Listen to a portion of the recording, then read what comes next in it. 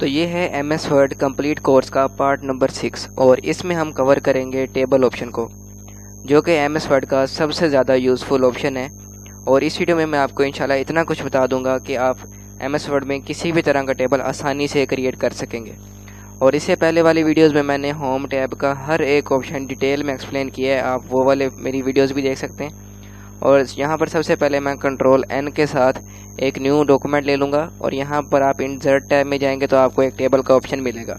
आपने इसके ऊपर क्लिक करना है और उसके बाद अगर आप अपना माउस राइट साइड की तरफ मूव करेंगे तो आपके नंबर ऑफ़ कॉलम सेलेक्ट हो जाएंगे, और अगर आप माउस को नीचे की तरफ मूव करेंगे तो आपकी नंबर ऑफ़ रोज़ इंक्रीज़ होती जाएंगी फॉर एग्जाम्पल। या और उसके बाद यहाँ पर इंसर्ट टेबल के ऊपर भी आप क्लिक कर सकते हैं और यहाँ पर आप मैनुअली भी नंबर ऑफ़ कॉलम और नंबर ऑफ़ रो डिसाइड कर सकते हैं। तो मैं यहाँ पर दोनों को 5 बाय 5 कर दूंगा, ओके करता हूँ। तो देखें हमारा यहाँ पर टेबल जो है रेडी हो चुका है।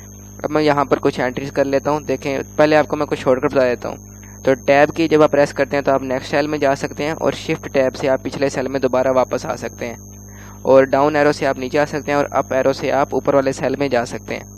उसके बाद शिफ्ट को आपने प्रेस करके रखना है और राइट साइड वाले जो एरो है उसको आप प्रेस करेंगे तो आप आगे की तरफ सिलेक्शन इस तरह से कर सकते हैं, और नीचे वाले एरो को प्रेस करेंगे तो इस तरह से आपकी सिलेक्शन होती जाएगी, ऊपर वाला इस तरह, और इस तरह से आप सारे एरोज़ के साथ सिलेक्शन को कर सकते हैं।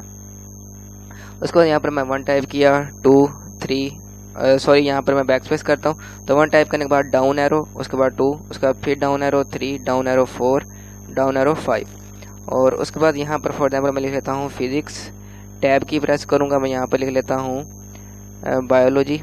टैब की प्रेस की, मैंने यहाँ पर लिख लिया मैथ, और टैब की और यहाँ पर मैं लिख लेता हूँ केमिस्ट्री। तो यहाँ पर मैंने ये 4 चीज़ें लिख दी। उसके बाद हम नीचे डाउन एरो प्रेस करेंगे, एंटर अगर आप प्रेस करेंगे तो यहीं पर नीचे दूसरी लाइन शुरू हो जाएगी।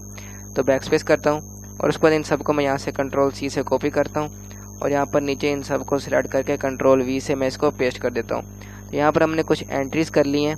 तो उसके बाद मैं आपको बताता हूँ क्या मज़ीद रोज़ या कॉलम किस तरह से ऐड कर सकते हैं।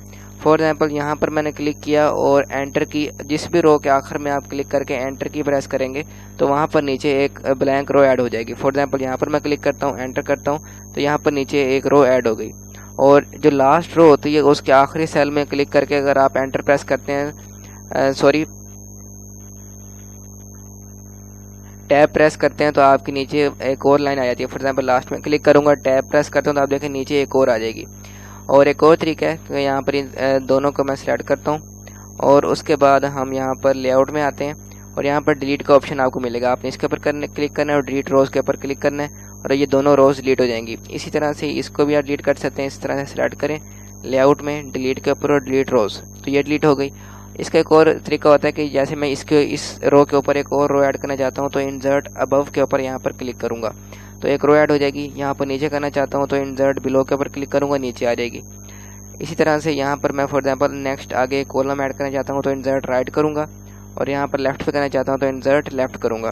तो इस तरह से मज़ीद कॉलम और रोज़ जो हैं वो आप ऐड कर सकते हैं। तो कॉलम को भी आप इसी तरह से डिलीट कर सकते हैं कि इस तरह से आप सिलेक्ट करें और उसके बाद यहाँ पर डिलीट के ऊपर क्लिक करें और डिलीट कॉलम्स के ऊपर, और इसी तरह से मैं इसको सेलेक्ट करूँगा, डिलीट के ऊपर क्लिक करूँगा और डिलीट कॉलम के ऊपर क्लिक कर दूँगा। तो इस तरह से आपने देखा कि हम किस तरह से रोज़ और कॉलम को ऐड या रिमूव कर सकते हैं। और उसके बाद यहाँ पर अगर आप ने टेबल पूरा सेलेक्ट करना है तो यहाँ पर आप क्लिक करके पूरे टेबल को सेलेक्ट कर सकते हैं। यहाँ पर ऑटो फिट के ऊपर आप क्लिक करें और यहाँ पर अगर आप ऑटो फिट टू विंडो करते हैं तो यहाँ पर जितनी खाली जगह है इस पूरे में ये फिट हो जाएगा। देखें ऑटो फिट टू विंडो करता हूँ तो कुछ इस तरह से ये फिट हो गया। उसके बाद दोबारा से इसको सेलेक्ट करते हैं, यहाँ पर लेआउट है, मैं ऑटो फिट के ऊपर क्लिक करते हैं और यहाँ पर मैं ऑटो फिट टू कंटेंट के ऊपर क्लिक करता हूँ। तो अब यह है कि हमारी जगह ज़ाया नहीं होगी, एक बराबर जो है यहाँ पर जितना कंटेंट होगा उस हिसाब से टेबल जो है एडजस्ट हो जाएगा। तो मैं इसको क्लिक करूँगा और ऑटो फिट टू मैं यहाँ पर विंडो कर दूँगा इस तरह से। और उसके बाद मैं यहाँ पर क्या करता हूँ, मैं इस रो को भी मैं यहाँ से डिलीट कर देता हूँ, डिलीट रोज़ के ऊपर क्लिक करके। और यहाँ पर मैं आपको कहता हूँ फॉर एग्जांपल यहाँ से हम टेबल को अलहदा करना चाहते हैं कि मैं चाहता हूँ कि यहाँ से टेबल अलहदा हो जाए, ऊपर वाले 2 अलहदा हो जाए, नीचे वाले 3 अलहदा हो जाए। तो यहाँ पर क्लिक करके आल्ट शिफ्ट और डाउन एरो आपने प्रेस करना है। तो मैं कंट्रोल D से अंडू करता हूँ तो यहाँ पर पूरा टेबल इस तरह से हम नीचे सिलेक्ट करते हैं और आल्ट शिफ्ट और डाउन एरो प्रेस करें तो आपका टेबल नीचे मूव हो जाएगा। अप एरो की प्रेस करेंगे दोबारा ऊपर से आके जुड़ जाएगा। तो इस तरह से आप टेबल को स्प्लिट कर सकते हैं। और इसका एक और तरीका, यहाँ पर आप स्प्लिट टेबल के ऊपर क्लिक करें तो आपका टेबल जो है स्प्लिट हो जाएगा। कंट्रोल Z से अंडू कर सकते हैं और उसके बाद फॉर एग्जाम्पल मैं चाहता हूँ ये जो 5 नंबर वाली रो है ये ऊपर आ जाए, तो उसके लिए हम पूरी रो को सिलेक्ट करेंगे और Alt Shift up arrow press करेंगे तो ये ऊपर आती जाएगी, और नीचे वाला डाउन एरो प्रेस करेंगे तो ये नीचे जाती जाएगी, जबकि इसका डाटा जो है वो बिल्कुल भी चेंज नहीं होगा। तो इस तरह से आप रोज़ को शफल कर सकते हैं। और इसके बाद मैं आपको एक मज़ीद बहुत ही ज़्यादा यूज़फुल ऑप्शन बताता हूँ कि जैसे फॉर एग्जांपल ये ऊपर वाली रो है, मैं इन सबको मिला के एक बनाना चाहता हूँ, तो यहाँ पर लेआउट में आते हैं और यहाँ पर मर्ज सेल्स के ऊपर आप क्लिक करें, तो अब आप देखें उन सबको मिला के एक जो सेल है वो बन गया। अब यहाँ पर हम लिख देते हैं फॉर एग्जांपल मैंने सिलेबस लिख दिया, ठीक, देखें कि फॉर एग्जांपल कोई यहाँ पर ये वाला जो सेल है इसके आप 2 पार्ट्स करना चाहते हैं, 2 कॉलम में इसको डिवाइड करना चाहते हैं, तो लेआउट में जाएं, यहाँ पर स्प्लिट सेल के ऊपर क्लिक करें। उसके बाद यहाँ पर आपको ऑप्शन मिल जाता है कि आप इस सेल को कितनी रोज़ में और कितने कॉलम में स्प्लिट करना चाहते हैं। फॉर एग्जांपल मैं इसको 2 कॉलम में स्प्लिट करना चाहता हूँ, रो मैं इसको एक ही रहने देना चाहता हूँ। ओके करते हैं तो आप देखें 2 कॉलम में स्प्लिट हो गया। यहाँ पर क्लिक करते हैं, स्प्लिट सेल के ऊपर क्लिक करते हैं। अब मैं कॉलम जो है वो 1 कर देता हूँ, रो 2 कर देता हूँ, तो अब आपको फ़र्क नज़र आएगा कि इसके अंदर 2 रोज़ आ गई हैं जबकि इसके अंदर 2 कॉलम आए थे। अब इसके अंदर मैं क्या करता हूँ कि स्प्लिट सेल के ऊपर क्लिक करते हैं, यहाँ भी 2 कर देता हूँ और नीचे भी 2 कर देता हूँ। ओके करते हैं तो अब आपको ये फ़र्क समझ आएगा किस तरह से आप इन सबको स्प्लिट कर सकते हैं। तो इन दोनों को सेलेक्ट करते हैं, मर्ज कर देते हैं, इन दोनों को सेलेक्ट करते हैं, इनको भी सॉरी मैं क्लोज करता हूँ, मर्ज कर देते हैं। यहाँ से इन सब को सेलेक्ट किया, मर्ज कर दिया, ठीक है। और उसके बाद टेक्स्ट डायरेक्शन को चेंज करने के लिए फॉर एग्जांपल इन सबको मैंने सेलेक्ट किया, टेक्स्ट डायरेक्शन के ऊपर आप क्लिक करेंगे तो इनकी डायरेक्शन इस तरह से चेंज होती जाएगी, तो आप जितनी बार क्लिक करेंगे वो चेंज होती जाएगी। और उसके बाद यहाँ पर आप देख सकते हैं कि इनकी जो फॉर एग्जांपल अगर मैं यहाँ पर क्लिक करता हूँ ऊपर और उसके बाद मैं इसकी टेक्स्ट डायरेक्शन को चेंज करता हूँ, तो दोबारा से कर लेता हूँ। आप देखें हर एक की जो हर रो की जो विड्थ है वो डिफरेंट है, तो इन सब की सेम करने के लिए यहाँ पर एक ऑप्शन होता है डिस्ट्रीब्यूट रोज़ का। आप टेबल पूरे को सेलेक्ट करें, यहाँ से डिस्ट्रीब्यूट रोज़ के ऊपर क्लिक करें तो सारी रोज़ बराबर हो जाएंगी।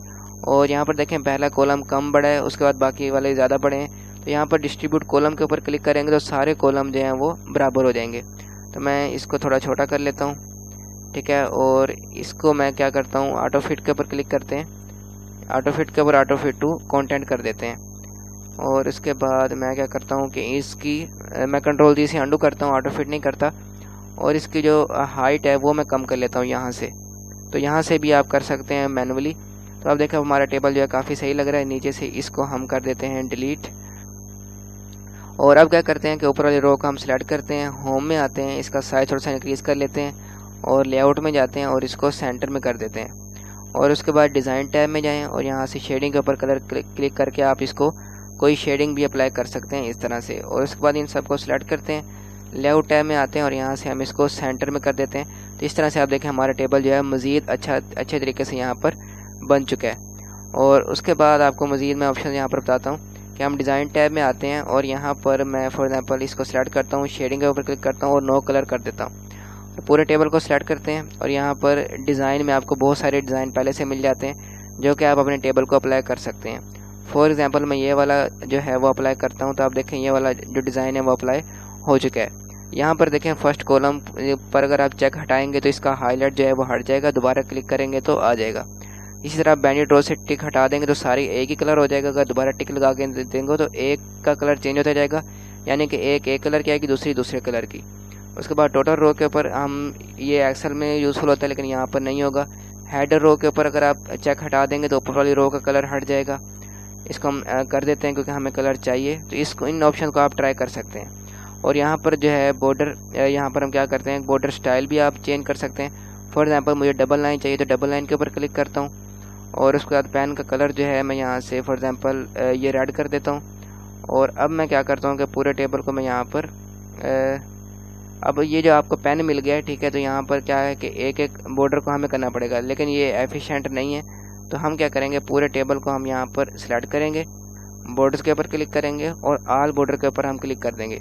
तो आप देखेंगे कि हमारे सारे जो टेबल है उसके ऊपर बॉर्डर अप्लाई हो चुके हैं। तो आप इसको सिलेक्ट करें और आप यहाँ से अपनी मर्जी से बाकी जो बॉर्डर्स हैं उनको भी ट्राई कर सकते हैं। तो मैंने ऑल बॉर्डर्स पर क्लिक किया तो ये हट गए हैं, तो मैं दोबारा से क्लिक करता हूँ तो ये वापस आ गए। और इसका डिज़ाइन फॉर एग्जांपल मैं ये वाला कर लेता हूँ। आप इसका अपनी मर्ज़ी से कोई भी डिज़ाइन चूज़ कर सकते हैं। तो इस तरह से आप माइक्रोसॉफ्ट वर्ड में किसी भी तरह का टेबल जो है वो क्रिएट कर सकते हैं। इस तरह की मज़ीद वीडियोज़ देखने के लिए आप इस चैनल को सब्सक्राइब कर सकते हैं। I will see you in the next video.